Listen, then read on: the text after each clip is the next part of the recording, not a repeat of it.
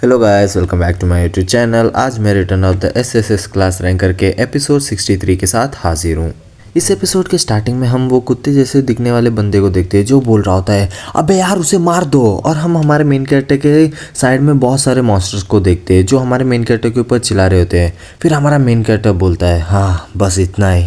फिर हमारा main character उनके ऊपर अटैक करने जाते हुए बोल रहा होता है, बस ऐसे ही तुम लोग मेरे ऊपर दौड़ के आओ, ये क्योंकि एक फाइट है। फिर हम एक स्नेक को देखते हैं जो अपना जबड़ा फाड़ के हमारे मेन कैरेक्टर के ऊपर अटैक करने आ रहा होता है। फिर हमारा मेन कैरेक्टर उसके सर पे मार के उसे डॉज कर लेता है। फिर हमारा मेन कैरेक्टर साइड में देखता है और हम देखते हैं कि उसके ऊपर एक गोलम अटैक करने आ रहा होता है। फिर हम देखते हैं वो अटैक भी कर देता है, पर हमारा मेन कैरेक्टर वो गोलम के हाथ को बहुत सारे स्लैश मार के एकदम टुकड़े टुकड़े कर देता है। फिर वो गोलम बहुत ज़ोर से चिल्लाता है। फिर हमारा मेन कैरेक्टर उधर से फुल स्पीड में दौड़ता है और गोलम के सर के आर पार हो जाता है। फिर हम देखते हैं कि एक लायन उसके ऊपर अटैक करने आ रहा होता है और हमारा मेन कैरेक्टर भी अपना एक्स को पीछे लेता है और अपना ट्विस्ट अटैक उसके ऊपर कर लेता है और वो लायन थोड़ा पीछे चले जाता है। फिर लायन अपने मुंह पे आग लाता है और हमारे मेन कैरेक्टर के ऊपर थ्रो कर देता है। फिर हमारा मेन कैरेक्टर उसे कुछ नोटिस करता है और हम देखते हैं कि उधर एक धमाका हो गया होता है, पर हमारे मेन कैरेक्टर ने अपना डॉज स्किल यूज़ करके वो लायन के ऊपर आ गया होता है और हमारा मेन कैरेक्टर उसे बोल रहा होता है, ए तू भैन के पकड़े देख किधर रहा है। और हमारा मेन कैरेक्टर अपना स्ट्राइक स्किल यूज़ करके वो लायन के सर पे मार देता है। फिर हम एक क्रैब के हाथ को देखते हैं और हम देखते हैं कि उसने हमारे मेन कैरेक्टर को पकड़ लिया होता है और उसने दीवार पे मार दिया होता है ज़ोर से। और हमारा मेन कैरेक्टर बोल रहा होता है, तुम लोग मुझे ऐसे कैसे मारने वाले हो, तुम जैसे भड़वे इतनी छोटी मोटी ट्रिक यूज़ करके मेरे को ऐसे मारोगे। फिर हम देखते हैं कि वो मॉन्स्टर वो सुन के डर जाता है और हम देखते हैं कि वो एक स्कॉर्पियन होता है और हम वो स्कॉर्पियन के हाथ में देखते हैं जिधर से हमारा मेन कैरेक्टर जंप कर लेता है और वो स्कॉर्पियन का पूंछ होता है उसमें बहुत सारा स्लैश मार देता है और हम देखते हैं कि वो टूट गया होता है और वो स्कॉर्पियन बहुत ज़ोर से चिल्लाता है और हमारा मेन कैरेक्टर थोड़ा दूर हो जाता है। फिर हम देखते हैं कि हमारे मेन कैरेक्टर के सामने वही सांप आ गया होता है और वो वापस अपना जबड़ा फाड़ते हुए हमारे मेन कैरेक्टर के ऊपर अटैक करने जा रहा होता है और हमारा मेन कैरेक्टर भी अपना रैम्पेज स्किल यूज़ करके उस स्नेक के टुकड़े टुकड़े कर देता है। और हम देखते कि वो कुत्ते जैसे दिखने वाला बंदा वो देख के एकदम शॉक हो जाता है। वो बोलता है, अरे मैया ये क्या हो गया। और अभी मेरे को समझ आ रहा है कि सर हरुट क्या कहना चाहते थे और वो ऐसे कैसे मूव कर सकता है, ये बंदा पक्का तो कुछ है। और इसके अगले सीन में हमें रोल्फी का सीन दिखाया जाता है जिधर उसे बांध के रखा गया होता है और रोल्फी का धीरे धीरे आँख खुलता है और रोल्फी अपने आजू बाजू वाले जगह पे देख रही होती है और बोलती है, ये जगह तो। फिर हम वहाँ देखते कि एम्परर आ जाता है और बोलता है, क्या तुम जाग गई हो क्या, कितना समय हो गया रोल्फी। फिर रोल्फी मन में बोलती है, हाँ एम्परर। फिर एम्परर बोलता है, और मैं बहुत जल्दी रिवाइव होने वाला हूँ और बहुत जल्द ये दुनिया को क्रेज एम्पायर के बारे में पता चल जाएगा। फिर रोल्फी बोलती है, मुझे हंसाओ मत, अगर तुम अपने ही लोगों को सेक्रीफाइस करके रिवाइव होगे तो इसमें क्या फ़ायदा रहेगा। फिर एम्परर बोलता है, ये दुनिया मेरी है और ये दुनिया में जो जो रहता है वो सारे के सारे मेरे हैं और इसमें कौन सी स्ट्रेंज बात है, और मैं बस वही चीज़ ले रहा हूँ जो मैंने दी थी। और जैसे जैसे टाइम गुजरता रहेगा तब तुम्हें रियलाइज़ होगा ये जो सिंपैथी तुम उनके प्रति फील करते हो ये सारे के सारे पॉइंटलेस है रोल्फी, और अपने से तो तुम हॉनेस्ट रहो। और ये जो तुम्हारा सिंपैथी है ये वो कमीनी अरीमा और उसके बच्चे तक की है ना, मैंने सही कहा ना।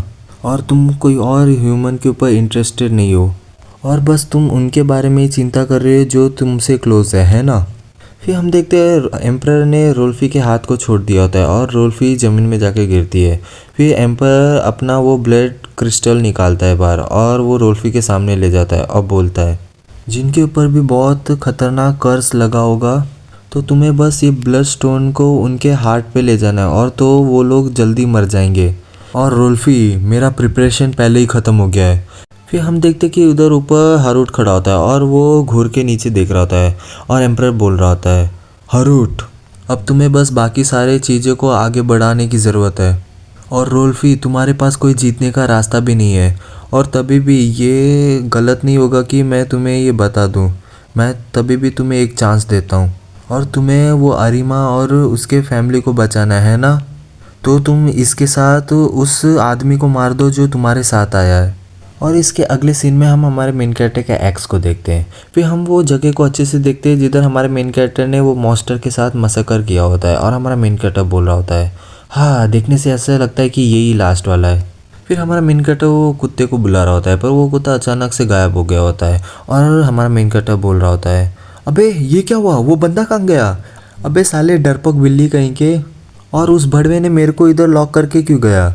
फिर हम देखते हैं कि हमारे मेन कैरेक्टर के साइड में एक नाली का ढक्कन होता है, वो वाइब्रेट कर रहा होता है और हम किसी को देखते हैं कि वो नाली के ढक्कन को साइड में करता है और हम किसी के टकले को देखते हैं। फिर हमारा मेन कैरेक्टर वो देख के शॉक होता है और हम देखते हैं कि उसमें से एक बुढ़ा मम्मी निकलता है और हम देखते हैं कि वो दोनों एक दूसरे को देखते हैं। फिर वो बुढ़ा वो ढक्कन को बंद करते हुए बोल रहा था है, मुझे लगता है कि मैं गलत जगह आ गया। फिर हमारा मेन कैरेक्टर बोलता है, अरे अरे रुको रुको, और तुम हो कौन जो इधर इतने अचानक से पॉपअप हो गया।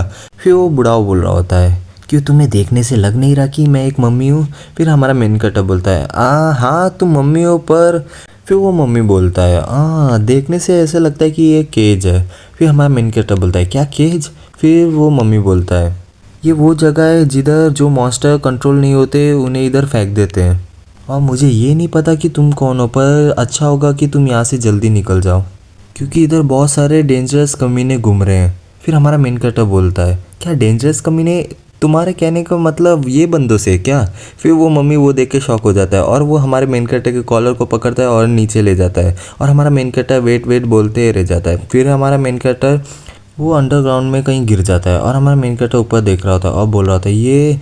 फिर हम देखते हैं वो मम्मी हमारे मेन कैरेक्टर के हाथ को पकड़ता है और बोलता है, मुझे थोड़ा बहुत तो लग रहा था पर मेरे को लगता है ये सच है, तुम वही कमीने हो ना जो ये क्रेज एम्पायर के अंदर घूम रहा है वो रोल्फी के साथ। फिर हमारा मेन कैरेक्टर बोलता है, क्या कमीना, अरे पहली बात तुम हो कौन। फिर वो मम्मी बोलता है, अरे वो सब छोड़ो, हमारे पास अभी टाइम नहीं है तो तुम मेरे को फॉलो करो और मैं तुम्हें बीच रास्ते में बोलते रहूँगा। फिर हमारा मेन कैरेक्टर बोलता है, हे तुम जा कहाँ रहे हो। फिर वो मम्मी बोलता है, अबे यार देखने से ऐसा लगता है कि ये इतना लेट नहीं हुआ, बस थोड़ा और दूर जाना है। फिर हमारा मेन कैरेक्टर बोलता है, अरे यार तुम अपने आप से क्या तब से बात करते जा रहे हो। फिर वो मम्मी बोलता है, रोकन, बस तुम लोग ही नहीं हो जो एम्परर को रोकना चाहता है। फिर हमारा मेन कैरेक्टर बोलता है, अरे हाँ ना, रोल्फी भी एक मम्मी है तो तुम लोग भी पक्का सेम टीम में होगे। फिर वो मम्मी बोलता है, रुको, क्या रोल्फी मम्मी नहीं है यार। फिर हमारा मेन कैरेक्टर बोलता है, क्या। फिर वो मम्मी रोल्फी के स्टोरी के बारे में बोलता है, 4 साल पहले वो अचानक से बैंडेज को अपने ऊपर लपेट रही थी तो मैं थोड़ा क्यूरियस हुआ और मैंने उससे पूछा, अरे यार तुम अपने ऊपर बैंडेज क्यों लपेट रही हो और तुम इतने यंग और एकदम परफेक्ट तुम्हारे पास बॉडी है तो। फिर रोल्फी बोलती है उस टाइम, अरे यार ये क्योंकि मैं एक मम्मी हूँ, तुम्हें दिख नहीं रहा क्या, तुम्हारे पास कोई कंप्लेंट्स है क्या। फिर वो मम्मी अपने बातें को कंटिन्यू करते हुए बोलता है, और उसके बाद उसने अपने आप को मम्मी बोलना चालू कर दिया था।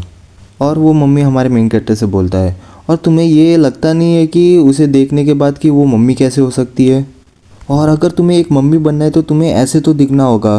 फिर हमारा मेन कैरेक्टर बोलता है, अरे नहीं, मुझे लगा था कि मॉडर्न मम्मीज़ ऐसे दिखते हैं। फिर वो मम्मी वहाँ से दौड़ने लगता है और बोलता है, चलो जो भी हो, और तुम लोग ही नहीं हो जो बस एम्परर को रोकना चाहता है, और भले रोल्फी को इस फैक्ट के बारे में पता नहीं। फिर हमारा मेन कैरेक्टर बोलता है, क्यों तुम लोग एक साथ क्यों नहीं काम करते। फिर वो मम्मी बोलता है, वो बच्चा बहुत इमोशनल है और वो हाइड कुछ नहीं कर सकती जो वो सोच रही होती है।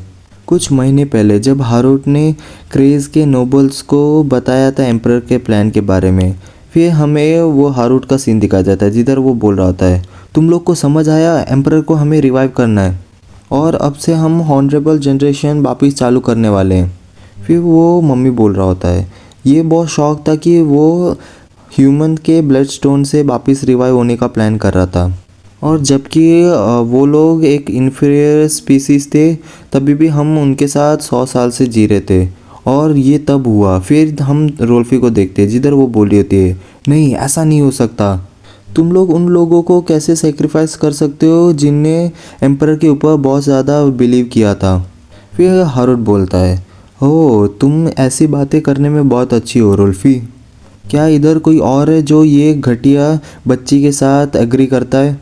फिर हम वो मम्मी के साथ 2 और बंदे को देखते हैं जो एकदम शांति से खड़े होते हैं। फिर हारूट बोलता है, चलो अच्छा है। फिर हम देखते हैं कि वो रोल्फी को एकदम बाहर फेंक देता है और रोल्फी ज़मीन में आके गिरती है। फिर हमारा मेन कैरेक्टर मन में बोलता है, ओ तो इसी कारण की वजह से ये वो डेजर्ट पे बेहोश पड़ी थी। फिर वो मम्मी बोलता है, और अगर तुम लोग एम्परर के विल के अगेंस्ट जाओगे तो रिज़ल्ट एकदम पक्का है, पर रोल्फी का बहुत धन्यवाद क्योंकि उसके ऊपर सारे अटेंशन होने के कारण मैं और बाकी जो लोग हैं जो एम्पर के प्लान को अपोज करते हैं वो सीक्रेटली मूव कर पाए। फिर हमारा मेन कैरेक्टर उससे पूछता है तो तुम लोग ने कोई मेथड ढूंढा उसके प्लान को ब्लॉक करने के लिए। फिर वो मम्मी बोलता है नहीं अनफॉर्चुनेटली हम ढूंढ नहीं पाए, क्योंकि उसने अभी तक ये नहीं बताया कि वो कौन सा मेथड यूज़ करने वाला है ब्लडस्टोन को कलेक्ट करने के लिए। और अगर हमें इन्वेस्टिगेट भी करना है तो सिक्योरिटी इधर का बहुत टाइट है और ये बहुत इम्पॉसिबल है। और इसी वजह से हमने केरियास के अंडरग्राउंड में एक सीक्रेट स्पेस बनाया है और हमने ये सोचा है कि जितने लोग हो सके हम उन्हें इधर लेकर आए और एक अच्छे सूटेबल प्लेस को ढूंढे। फिर वो मम्मी एक दरार के पास आके रुक जाता है और बोलता है हमने वो जगह ढूंढ लिया है। फिर हमारा मेन कैरेक्टर बोलता है क्या ये एक केव जैसा दिख रहा है। फिर वो मम्मी अंदर जाता है और बोलता है इस तरफ आओ। फिर वो अपने हाथ में आग जलाता है और हमारा मेन कैरेक्टर आगे कुछ देख के शॉक हो जाता है। और हम देखते हैं हमारे मेन कैरेक्टर के सामने बहुत सारे ड्राइंग बने होते हैं और हमारा मेन कैरेक्टर बोलता है ये एम्पर और ये वही सेम कंटेंट है जो रोल्फी ने मेरे को बताया है। फिर वो मम्मी बोलता है हाँ पहली नज़र में हमने ये सोचा था कि किसी ने एम्पर के बायोग्राफी को बनाया है, पर इसे देखो। फिर वो कुछ और सिंबल को दिखा रहा होता है और वो बोल रहा होता है तुम मिडल में एम्पर के सिंबल को देख सकते हो और ये 3 इनमें से जो स्प्रेड हुए थे वो पार्ट है। फिर हमारा मेन कैरेक्टर मन में बोल रहा होता है ये सिंबल ऑफ एम्पर मैंने इसे कहीं तो देखा है।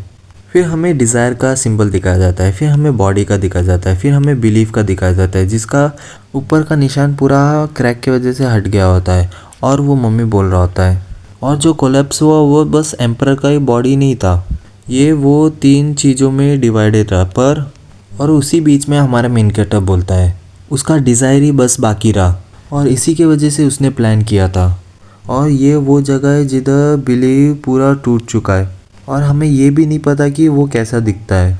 फिर वो मम्मी बोलता है क्या ऐसा हो सकता है कि उसका बिलीव सही में पूरा डिस्ट्रॉय हो गया हो। फिर हम देखते हैं वो लोग जहाँ खड़े होते हैं वो जगह पूरा हिल रहा होता है और हमारा मेन कैरेक्टर बोल रहा होता है अबे यार ये क्या हो रहा है, क्या कोई अर्थक्वेक आ गया है क्या। फिर वो मम्मी बोलता है नहीं ये कोई अर्थक्वेक नहीं है ये तो। फिर अगले सीन में हम हारूट को देखते हैं जिसके ऊपर से एनर्जी निकल रहा होता है और उसके आंखें भी चमक रहा होता है और वो मम्मी बोलता है एम्पर का प्लान चालू हो गया है। और इसी के साथ हमारा ये वीडियो ख़त्म होता है। अगर आपको ये वीडियो अच्छा लगे तो लाइक शेयर सब्सक्राइब और कमेंट कर दीजिए। Thank you.